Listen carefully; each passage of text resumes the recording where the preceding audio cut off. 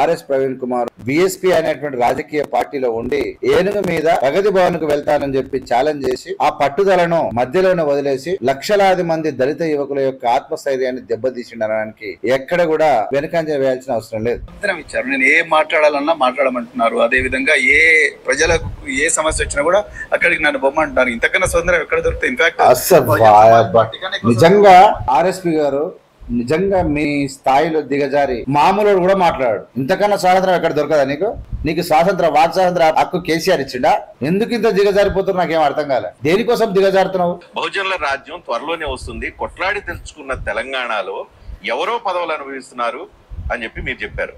మరి బహుజన రాజ్యం తీసుకురావాలని, దళితులు సీఎం రావాలనేగా మీరు ప్రయత్నం చేసినప్పుడు? బహుజన రాజ్యం రావాలని చెప్పాను, దళితులే సీఎం కావాలని.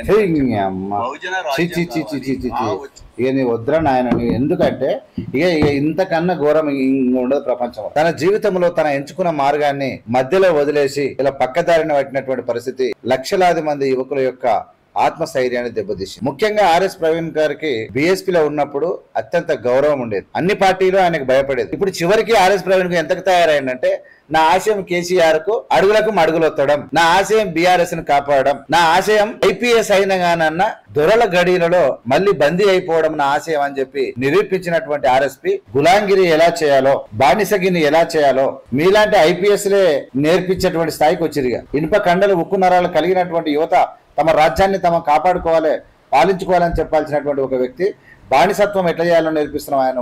మీరు మా జీడీఆర్స్ అనలైజ్ చేస్తున్నారు. అందరు ప్రతిపక్ష నాయకులు, ఇక్కడ కూర్చున్న జర్నలిస్టులు, ఎవరు మీకు అనుమానం ఉన్న ప్రతి ఒక్కరిని కూడా మీరు రకరకాల ఏజెన్సీలు పెట్టి, సో అందుకొరకే దీన్ని చాలా సీరియస్. కేటీఆర్ గారు చెప్పినంత ట్రివియల్ మ్యాటర్ కాదు, చిన్న విషయం కాదు ఇది. ఇలా టీఆర్ఎస్ పార్టీలో ఆయన మెంబర్షిప్ తీసుకొని గులాబీ కండువా కప్పుకున్న తర్వాత ఇలా ఆర్ఎస్ ప్రవీణ్ కుమార్ గారు ఏం మాట్లాడుతున్నారు? టెలిఫోన్ ట్యాపింగ్ మీద ఒకసారి ప్లే చేయండి. నేను ఒక మాజీ పోలీస్ అధికారిగా మాట్లాడుతున్నాను. నిజానికి ఫోన్ ట్యాపింగ్ అనేది అది ఒక పోలీస్ డిపార్ట్మెంట్ లో ఒక శాఖకు సంబంధించిన వ్యవహారం. దేశంలో ఏ ముఖ్యమంత్రి దేశంలో ఎవరు కూడా మాకు ఈ విధంగా ఫలాని వ్యక్తుల ఫోన్లు ట్యాప్ చేయండి అని చెప్పరు. ఇంత మారుస్తారు, ఐపీఎస్ కూడా గిట్లా మారుస్తారు. ఇజ్జత్ పోయింది మొత్తం. ఏం లేదా ఇంతవరకు నేను ఏమంటున్నా, ఆర్ఎస్ ప్రవీణ్ కుమార్ నేను బీఎస్పీలో మాట్లాడిన అన్ని పచ్చి అబద్ధాలే, ఇప్పుడు మాట్లాడుతున్నవి మాత్రమే నిజాలు అని చెప్పి ప్రచారం చేయాలి. కేసీఆర్ ను గెలిపించడం కోసం, దళితుల ఓట్లు కాంగ్రెస్ కు పడకుండా చేయడం కోసం నేను చేసిన అది కాదని బహుజనులకు దళితులకు ముఖ్యమంత్రి అయ్యే ఛాన్స్ బీఆర్ఎస్ ఎక్కడి నుంచి వస్తుంది? రజనీ గారు ముఖ్యమంత్రి అవుతేనే ఈ వర్గాలకు న్యాయం చేయాలి అన్న భావన అనేది కరెక్ట్ కాదేమో నేను అనుకుంటున్నాను. ఏ రోటికాడ పాట, ఏ సందర్భాన్ని బట్టి ఆ మాటలు ఏందండి? ఇది ఇంత దరిద్రంగా మాట్లాడతావని కూడా దళితులు ఎవరు ఆలోచించలేదా?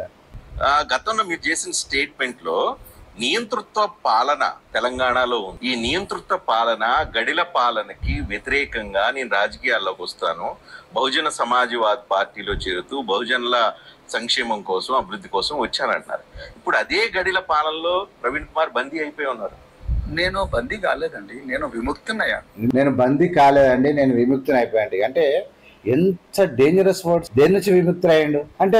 ప్రవీణ్ కుమార్ గారు ఇంత అలకగా మాట్లాడేది అంటే, మాట్లాడేటప్పుడు జాగ్రత్త మాట్లాడకపోతే కూడా ప్రజల్లో పరువు పోతుందండి. అంటే నిన్ను నమ్ముకున్న వాళ్ళందరినీ నట్టేట ముంచేసిపోయినటువంటి చరిత్రలో మిగులుతావు తప్ప ఇంకోటి లేదు. నమస్తే ఫ్రెండ్స్, నేను మీ Anapasula Venkateswara. Welcome to ABN media. Telangana రాష్ట్రంలో ఆర్ఎస్ ప్రవీణ్ కుమార్ బీఎస్పీని వదిలిన తర్వాత ఆర్ఎస్పీ డైరెక్ట్ బీఆర్ఎస్ లకు చేరుకున్న విషయంలో గురించి రాష్ట్రంలో అనేక చిలువలు పలువలుగా ఆర్ఎస్ ప్రవీణ్ కుమార్ గారు గురుకుల సెక్రటరీగా ఉండి ముందుగానే రిజైన్ చేసి బీఎస్పీ అనేటువంటి రాజకీయ పార్టీలో ఉండి ఏనుగు మీద ప్రగతి భవన్ కు వెళ్తానని చెప్పి ఛాలెంజ్ చేసి ఆ పట్టుదలను మధ్యలోనే వదిలేసి లక్షలాది మంది దళిత యువకుల యొక్క ఆత్మస్థైర్యాన్ని దెబ్బతీసిండడానికి ఎక్కడ కూడా వెనుకంజ వేయాల్సిన అవసరం లేదు. పిల్లలకు మనము కొడువన్లు పట్టే చేతులతో కోడింగ్లు చేయాలి, కళ్ళు సీసాలు బీరు సీసాలు కాదు, మనము లైబ్రరీలు పట్టాలి, లైబ్రరీలకు వెళ్ళాలి, మనం బిజినెస్లు చేయాలని ప్రసంగాలు చేసి విద్యార్థులను ఊదరగొట్టినటువంటి ఆర్ఎస్పీ తన జీవితంలో తన ఎంచుకున్న మార్గాన్ని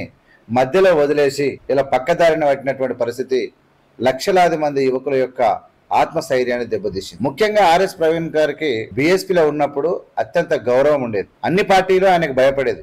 అటు కాంగ్రెస్, ఇటు బీజేపీ, ఇటు బీఆర్ఎస్.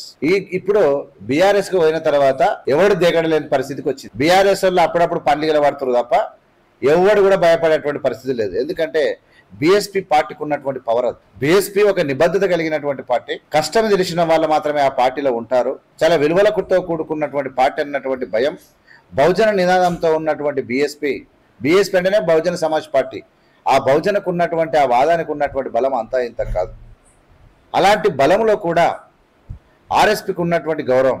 సాయి చంద్ లాంటి సింగర్సే టీఆర్ఎస్లో వండుకుంటూ మాకు ఏమైనా ఇబ్బంది అనిపిస్తే మాకు ఇంకోటి రెడీగా, రెండో నిచ్చెన రెడీగా ఉంది, నాకు బీఆర్ఎస్ కనుక టికెట్ ఇవ్వకపోతే నేను నా సొంత పార్టీ అయిన బీఎస్పీకి పోతానని చెప్పినటువంటి సందర్భాలు కూడా ఉన్నాయి.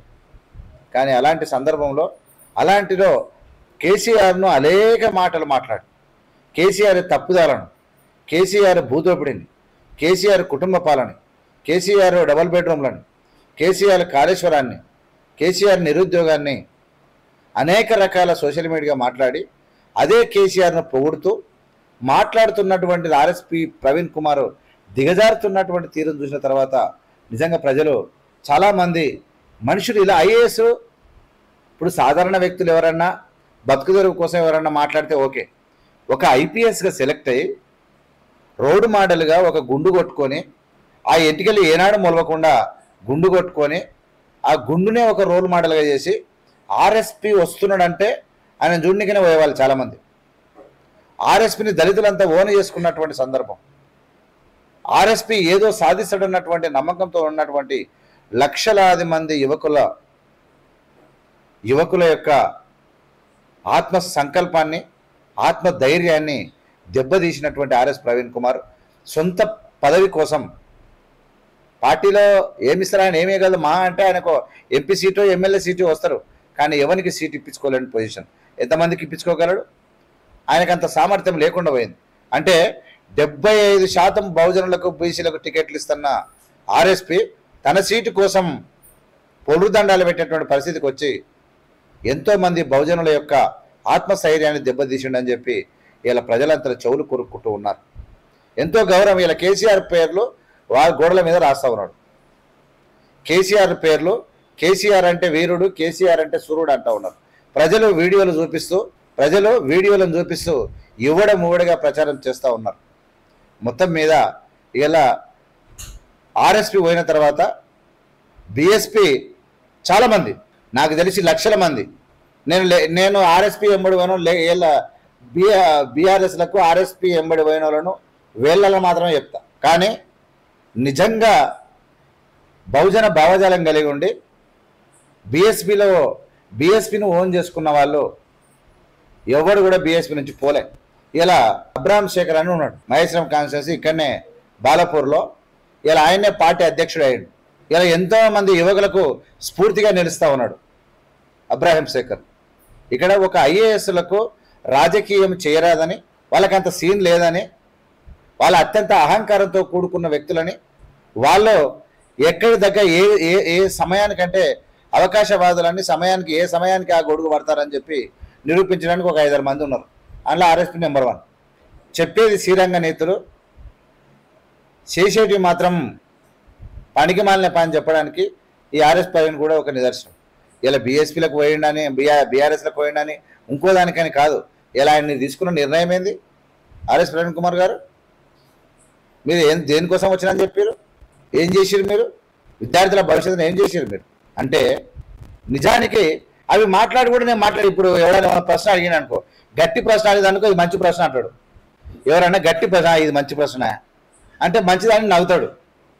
అంటే నవ్వడం కాదు, నీ ఆశయం ఏంది?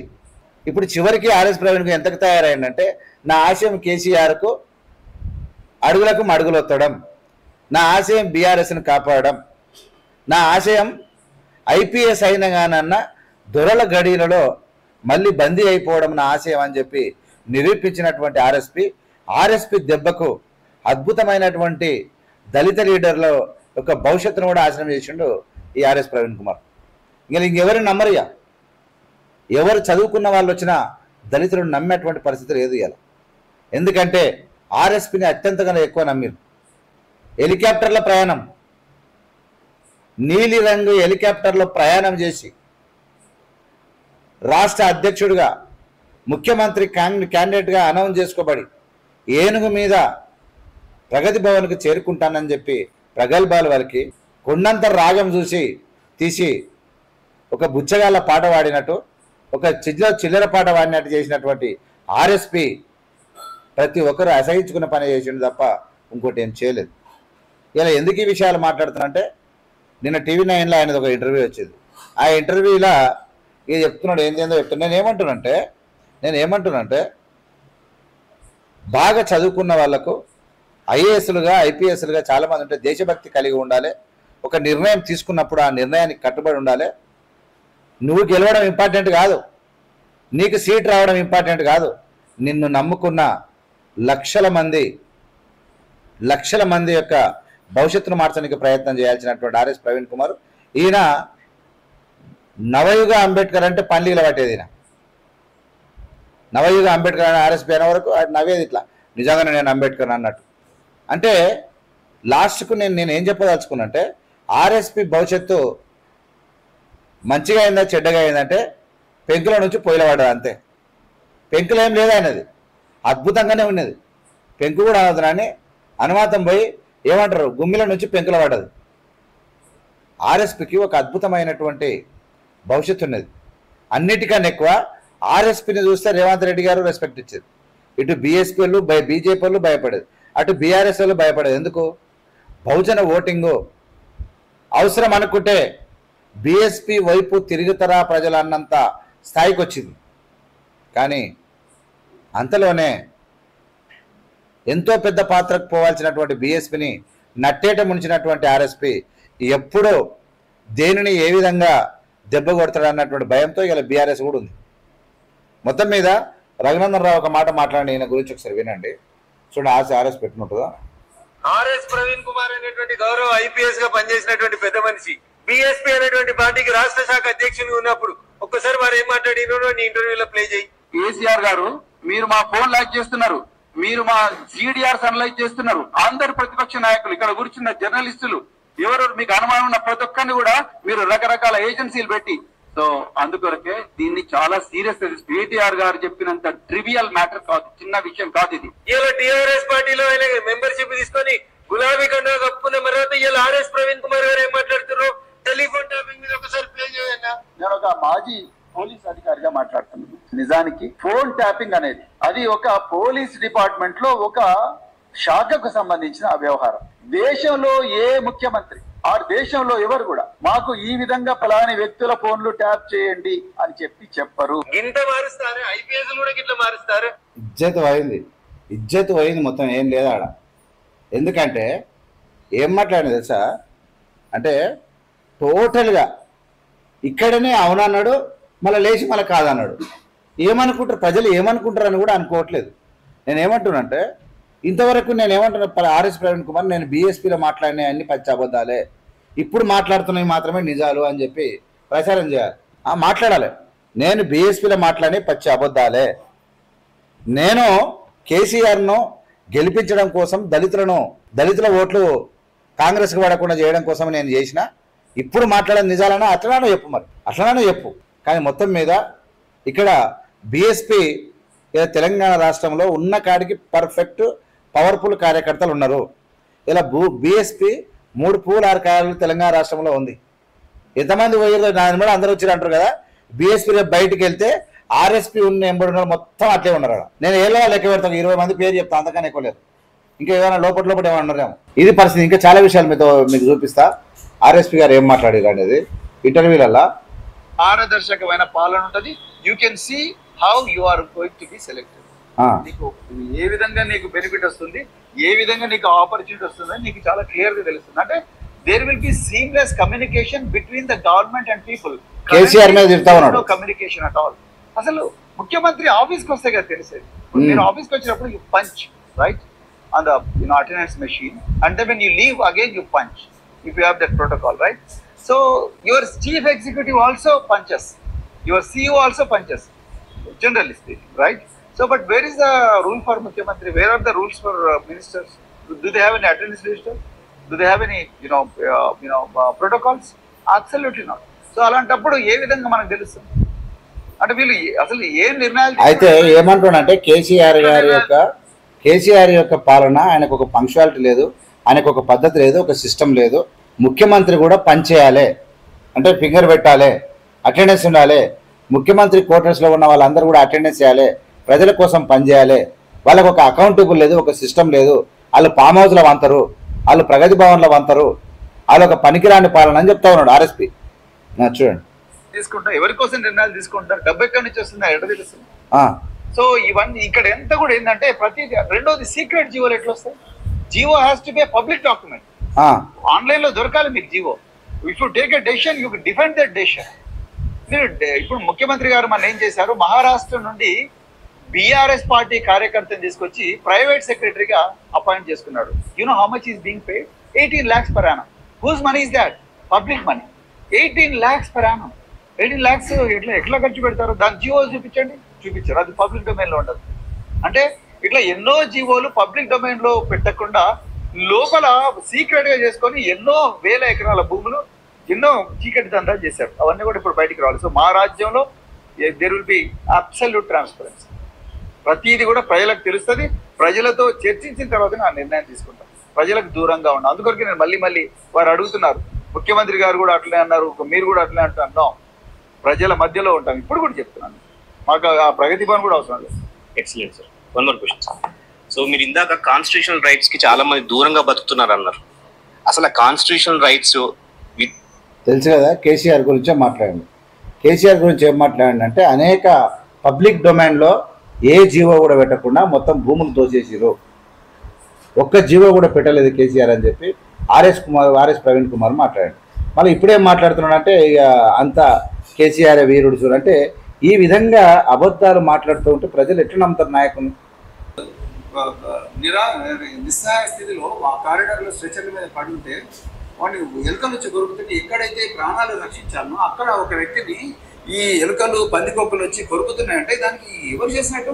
ఎలుకలు పందికొక్కులను పట్టుకుంటావా? ప్రభుత్వమే రెస్పాన్సిబుల్ దీనికి. ప్రభుత్వం పాశవికంగా చేసిన హత్య. అంటే ప్రజల మీద అంత నిర్లక్ష్యం ఉందనేది నాకు అర్థం. ముఖ్యమంత్రి ఘటన పైన స్పందించాల్సిన అవసరం లేదా? ముఖ్యమంత్రి గారు చేయరు. ముఖ్యమంత్రి, తెలంగాణ ముఖ్యమంత్రి గారు, ఆయనకు వీళ్ళ మీద శ్రద్ధ లేదు, ప్రజల ఆరోగ్యం మీద శ్రద్ధ లేదు. ఆయనకు ఉన్న తెలిసిందంతా కాళేశ్వరం ప్రాజెక్టు, లేకపోతే మిషన్ భగీరథ, లేకపోతే secretariat building, police command and control centre. నీలాంటి వాళ్ళని నాలాంటి వాళ్ళని రోజు వీళ్ళు ఏమేం చేస్తున్నారు సెల్ ఫోన్ల ద్వారా ట్యాప్ చేసి వీళ్ళు ఎక్కడ పోతున్నారు, ఎక్కడ తింటున్నారు, ఎవరితో మాట్లాడుతున్నారు, నా గురించి ఎట్లా కుట్ర చేస్తున్నారు అనేది రోజు నీ గురించి నా గురించి సెల్ ఫోన్లలో ట్యాప్ చేసి ఆ డేటా అంతా ఒక దగ్గర స్టోర్ చేసుకోవడం కోసం బంజారాహిల్స్ రోడ్ నెంబర్ 10లో పేద 700 కమాండ్ అండ్ కంట్రోల్ సెంటర్ కట్టారు. ఫామ్ హౌస్ ఎట్లా కాపాడుకోవాలనే దానికి హై పవర్ కెమెరాస్ పెట్టి ములుగు రోడ్ల నుంచి ఎర్రవెల్లి దాకా మొత్తం హై పవర్ కెమెరాస్ పెట్టి దాంతో కంట్రోల్ రూమ్ పెట్టుకోవడం. సో అదేవిధంగా మంచిగా ఉన్న సెక్రటరీ కూలగొట్టి వాస్తు దోషం అని చెప్పేసి మరి ఈ 500తోనూ 600తోనూ ఇంకా కొత్త సెక్రటరియట్ బిల్లు కట్టడం. ప్రజలకు పనికొచ్చి ఒక్క పని ఉందండి? నిప్పులేని పోగొస్తానండి. I'm police officer, she cannot say like అంటే చెప్పడం అది పొలిటికల్ స్టేట్మెంట్. మమ్మల్ని అరెస్ట్ చేయండి, జైల్లో పడేయండి, తర్వాత జనాలు ఒక 100 మందిని పైసలు ఇస్తే మొబైలైజ్ ఇంటి ముందర వచ్చి మీరు మా నాయకురాలు అది చెప్పడం చాలా ఈజీ. కానీ క్రైమ్ ఇస్ అ క్రైమ్ అండి. క్రైమ్ మరి పొద్దున కోర్టులు పట్టుకుంటాయి కదా, దీనిలో పసలు లేదని చెప్తాయి కదా, మరి కోర్టు ఎందుకు యాక్సెప్ట్ చేసిన అయితే ఇప్పుడు ఛార్జ్ షీట్లో ఏమి పేరున్నప్పుడు కోర్టు విపులకి దమ్ముంటే పోయి క్వాష్ చేయించుకోమని చెప్పండి. దాంట్లో అది కాదని బహుజనులకు దళితులకు ముఖ్యమంత్రి అయ్యే ఛాన్స్ బీఆర్ఎస్ లో ఎక్కడి నుంచి వస్తుంది? రజనీ గారు ముఖ్యమంత్రి అవుతేనే ఈ వర్గాలకు న్యాయం చేయాలి అన్న భావన అనేది కరెక్ట్ కాదేమో నేను అనుకుంటున్నా. సో అది ఓన్లీ ఆరంభం. ఏమంటారు మీరు, అట్లా చాలా చోట్ల కూడా చాలా మంది చిరంజీవి సింగ్ చెన్ని కూడా పంజాబ్ లో ఎలక్షన్లు 4 ఏమంటారంటే ముఖ్యమంత్రి అయితే ఇంతకు మొదలు ముఖ్యమంత్రి అయితేనే చేస్తానని చెప్పాడు. ముఖ్యమంత్రి కావద్దు పని, నువ్వు ముఖ్యమంత్రి అయితేనే దళితులకు మేలు కాకుండా జరుగుతుంది అంటారు కదా. మన నువ్వు రాజకీయ నాయకుడు కాకుండా అయిపోతావు కదా. నువ్వు ఎంపీ అయితేనో నువ్వు ఎమ్మెల్యే అయితేనే దళితులకు మేలు జరుగుతాయి. ఇట్లా ఏ రోటికాడ పాట ఏ సందర్భాన్ని బట్టి ఆ మాటలు ఏందండి? ఇది ఏంది? ఇదంతా ఎంత చెత్త వ్యవహారం అసలు చేశారు. ఆయన పెద్దగా చేసేది ఏమంటారు అంటే, నేనేమంటే ఏ విధంగా సంపదను పేద ప్రజలకు పంచాలి, వాళ్ళను మనకన్నా గొప్పగా ఏ విధంగా తయారు చేయాలనే భావజాలం ఉంటే ఏ పదవైనా కూడా పర్వాలేదని నేను అనుకుంటున్నాను. ఇంత దరిద్రంగా మాట్లాడతావని కూడా దళితులు ఎవడు ఆలోచించరు కదా. ఏ పదవి లేకుండా ఏదంటే నీకు పంచబుద్ధి ఉంటే పంచుతారా? నీకు నీ కెపాసిటీ ఉండాలి కదా పని చేయాలంటే. సర్పంచ్ స్థాయి ఎంత, ఎమ్మెల్యే స్థాయి ఎంత? ఎమ్మెల్యే స్థాయి ఎంత, మినిస్టర్ స్థాయి ఎంత, మినిస్టర్ స్థాయి ఎంత, ముఖ్యమంత్రి స్థాయి ఎంత, నీ పరిధిలో ఉండాలి కదా, నీ దగ్గర ఉండాలి కదా చేయాలంటే. అబ్బాయి ఏ రోటికాడ ఆ పాట ఇంత నిజంగా నువ్వు ఏమన్నా నువ్వు కోటీశ్వరం అన్నగా ఏమన్నగా కానీ జాతికి మొత్తం ఇంతగానో అడ్జస్ట్పోయినావు అబ్బా. కోటను ఒకసారి చదివి చూడండి రజనీకాంత్ అంటేనే ర్యాపిడ్ ఫైర్. ఇప్పుడు మీరు ఎన్కౌంటర్ చేయాలని మొత్తం ప్రిపేర్ చేసుకున్నారు. నేను ఎన్కౌంటర్ స్పెషలిస్ట్, నేను ఓన్లీ ప్రశ్నలే అడుగుతాను. బుల్లెట్ ప్రూఫ్ జాకెట్ లేకుండా వచ్చాను మీ దగ్గరికి. రజనీకాంత్ అంటే నేను అందుకే ముందే అడిగాను కాకి బాగుందా కద్దరు బాగుందా అని. నేనంటాను గతంలో మీరు చేసిన స్టేట్మెంట్ లో నియంతృత్వ పాలన తెలంగాణలో ఉంది. ఈ నియంతృత్వ పాలన గడిల పాలనకి వ్యతిరేకంగా నేను రాజకీయాల్లోకి వస్తాను, బహుజన సమాజ్వాద్ పార్టీలో చేరుతూ బహుజనుల సంక్షేమం కోసం అభివృద్ధి కోసం వచ్చానంటున్నారు. ఇప్పుడు అదే గడిల పాలనలో ప్రవీణ్ కుమార్ బందీ అయిపోయి ఉన్నారు. నేను బందీ కాలేదండి, నేను విముక్తున్నయ్యాను. నేను బందీ కాలేదండి, నేను విముక్తిని అయిపోయాను. అంటే ఎంత డేంజరస్ వర్డ్స్.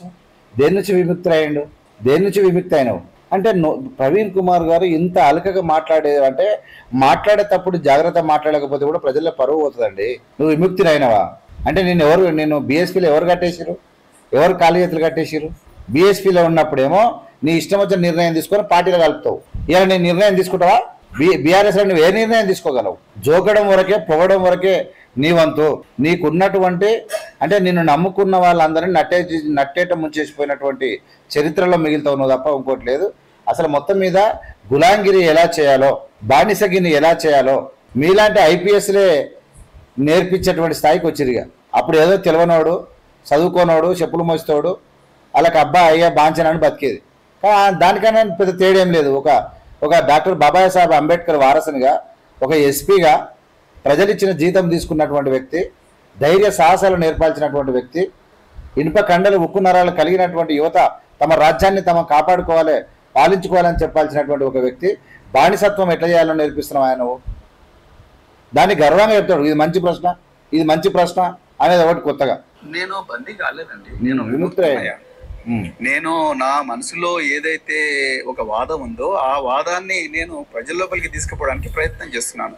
బీఆర్ఎస్ నేను ఎక్కడ బందీ కాలేదు, కేసీఆర్ గారు నన్ను ఎక్కడ బందీ చేయలేదు, కేటీఆర్ గారు ఎక్కడ బందీ చేయలేదు. చాలా స్వాతంత్రం ఇచ్చారు. నేను ఏం మాట్లాడాలన్నా మాట్లాడమంటున్నారు. అదే విధంగా ఏ ప్రజలకు ఏ సమస్య వచ్చినా కూడా అక్కడికి నన్ను బొమ్మంటున్నారు. ఇంతకన్నా స్వాతంత్రం ఎక్కడ దొరుకుతుంది? ఇన్ఫాక్ట్ నిజంగా ఆర్ఎస్పీ గారు నిజంగా మీ స్థాయిలో దిగజారి మామూలు కూడా మాట్లాడాడు. ఇంతకన్నా స్వాతంత్రం ఎక్కడ దొరకదా నీకు?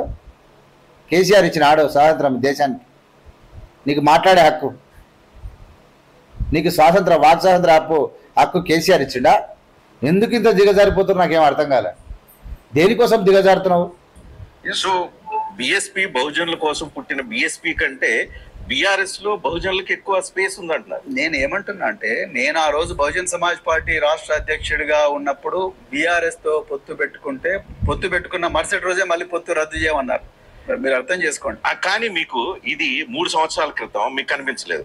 మీరు ఆ రోజుల్లో ఏం చెప్పారంటే, జాగ్రత్త పడండి, ప్రజలను ఉద్దేశించి మీరు చెప్తున్నారు, జాగ్రత్త పడండి, ఇలాంటి ప్రభుత్వం కోసమా మీరు కష్టపడుతుంది, ప్రజలను ఉద్దేశించి, బహుజనులను ఉద్దేశించి. ఇలాంటి పరిపాలనకు చమరగీతం పాడాల్సిన సమయం ఆసన్నమైంది. మీరు ఇచ్చిన స్టేట్మెంట్ అప్పుడు 3 సంవత్సరాల క్రితం ఇచ్చిన స్టేట్మెంట్.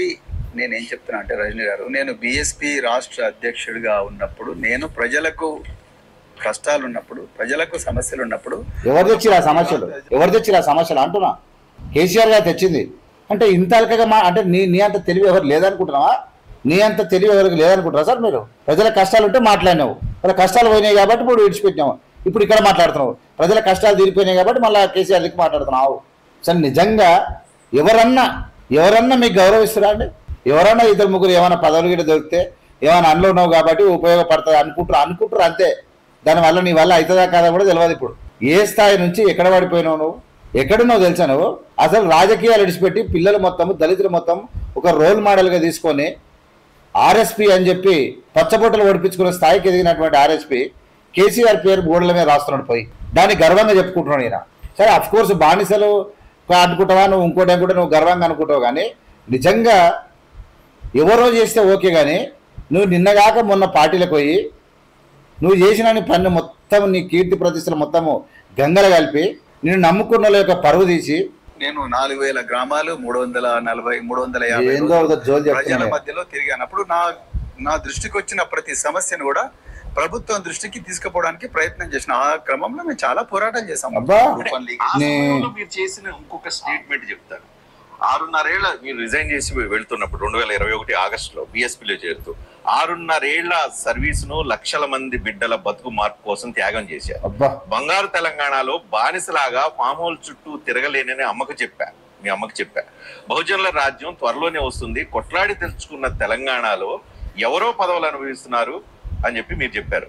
మరి బహుజన రాజ్యం తీసుకురావాలని, దళితులు సీఎం కావాలనేగా మీరు ప్రయత్నం చేసినప్పుడు? బహుజన రాజ్యం రావాలని చెప్పాను, దళితులే సీఎం కావాలని నేను హే, చెప్పాను. నీ అమ్మ. బహుజన చి రాజ్యం చి చి చి చి చి చి. కావాలి. ఇక నీ వద్దురా నాయన, నువ్వు ఎందుకంటే ఇక ఇంతకన్నా ఘోరం ఇంక ఉండదు ప్రపంచంలో.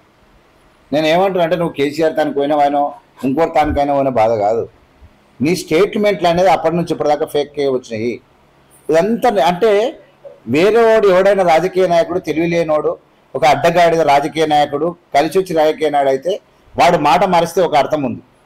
చదువుకున్నావు కదా, హార్డ్వర్డ్ యూనివర్సిటీ లాంటి యూనివర్సిటీలో చదువుకొని వచ్చి, ప్రజాధనంతో చదువుకొని వచ్చి, ప్రజాధనంతో జీతం తీసుకొని ప్రజలకు సేవ చేస్తా అని చెప్పి ఒక నీతి, నిజాయితీ, ఒక ధైర్యం, ఒక పద్ధతి నేర్పించిన నువ్వు అవినీతి, కేసీఆర్ యొక్క అవినీతిని, కేసీఆర్ కూతురు లిక్కర్ స్కామ్లను అనేక రకాలుగా అనేక వీడియోల ద్వారా చెప్పిన నువ్వే మాట మార్చి అవన్నీ తప్పులు, నేను ముక్కుశంపలు వేసుకుంటున్నాను అన్నట్టు నువ్వు బింగిలు తీసినట్టు నువ్వు చేసిన మాట్లాడినట్టు మాటలు నా నోరు కాదు, అది మోరే అనుకోండి, నేను బింగిలు తీస్తున్నాను, నా తప్పు అయిపోయింది, నా బతికింతే అని చెప్పినట్టు ఉంది.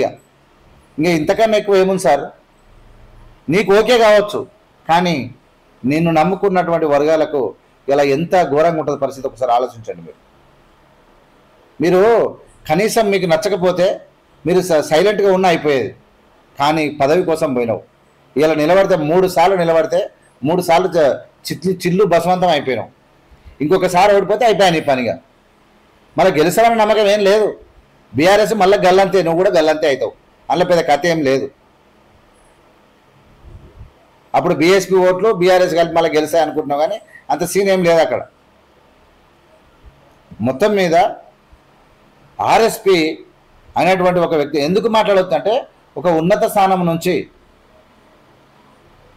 ప్రజల రోల్ మోడల్గా మారిన తర్వాత వాళ్ళను అంటే మరో అంబేద్కర్ అని చెప్పించుకుంటే నవ్వుతూ నవ్విండంటేనా. కానీ నిజంగా మనుషులు ఇంత దిగజారుతారు, అది కూడా ఉన్నత స్థానంలో ఎదిగినటువంటి ఐపీఎస్లకు ఇంత అంటే ఇంత ఆత్మస్థైర్యం లోపం, ఇంత పిరికితనం, ఇంత లోపితనం ఉంటుందని నేనైతే ఊహించలేదు. నిజంగా ప్రజలు ఎవరేమనుకున్నా ఆర్ఎస్పి గారికి ఉన్నటువంటి నమ్మినటువంటి ప్రజలను నట్టేట ముంచుండు. ఇలా బీఎస్పీ మామూలు వ్యక్తులు బీఎస్పీని మళ్ళీ నడిపించుకొని నిలబెట్టుకున్నారు. బల్ల గుద్ది జబ్బ ధరిచి బీఎస్పీ పార్టీలో మీసం ఒడిపెడుతూ ఉన్నటువంటి వాళ్ళంతా మొన్న పోరాటం చేసి మొన్న ఒకసారి నిలబడ్డరు. బీఎస్పీ వాళ్ళందరూ ఒకసారి లేచి వాళ్ళు నినాదం చేస్తుంటే సింహాలు గర్జించినట్టు అనిపించింది నాకు. ఆర్ఎస్పీ టైంలో ఏమో ఆయన మాటలే, కేసీఆర్ సిగ్గుండాలి ఇట్లా గుడిసెలకు పోయిండు, ఆ గుడిసె చూపించుకుంటే సిగ్గుండాలి ఆయన తిట్టిండు కేసీఆర్. అదే కేసీఆర్ తన పోయి గులాంగిరి చేస్తా ఉన్నాం. మేమైతే బాయిల పడి సత్తమా. కానీ బీఎస్పీలో మొన్న ఇబ్రాహీం శేఖర్ ఒక నెల కింద చూసిన నేను పెట్టినా, నిజంగా ఒక 20 మంది బీఎస్పీ లీడర్లు కూర్చొని ధర్నా చేస్తూ ఉంటే అవి సింహాలా అన్నట్టు అనిపిస్తూ ఉంది, ఆ పౌరుషం, ఆ కసి. కానీ మీరు ఏం పౌరుషం నేర్పిరో ఒక 10 మందిని చూపిరా, ఎవరిని తయారు చేసాం ఆర్ఎస్పీ గారు, మీ ఎంబడి ఎవరు వచ్చారో. ఇక తప్పనిసరి పరిస్థితిలో వస్తే 2-3 వచ్చినాం, కానీ వాళ్ళది కూడా ఏముంటుందో ఏం పోతుందో మాకు తెలియదు. ఇది పరిస్థితి. అంటే ఒక దళిత లీడర్గా ఇక ఈయననే మనకు దిక్కు, ఈయననే ముఖ్యమంత్రి అనుకుంటే అందరికన్నా ఎక్కువ బానిసగా మారినటువంటి ఆర్ఎస్ ప్రవీణ్ కుమార్. ఇక దీన్ని మీరు అవునంటారా కాదంటారా కామెంట్ చేయండి. నేను తప్పు మాట్లాడితే తప్పని కామెంట్ చేయండి, ఒప్పు మాట్లాడితే వాస్తవాన్ని కామెంట్ చేయండి. చూస్తూనే ఉండి ఏవిఎం మీడియా లైక్ చేసి, షేర్ చేసి, సబ్స్క్రైబ్ చేసి ప్రజలకు పంపాల్సిందిగా విజ్ఞప్తి చేస్తున్నాను. జై హింద్, జై భీమ్.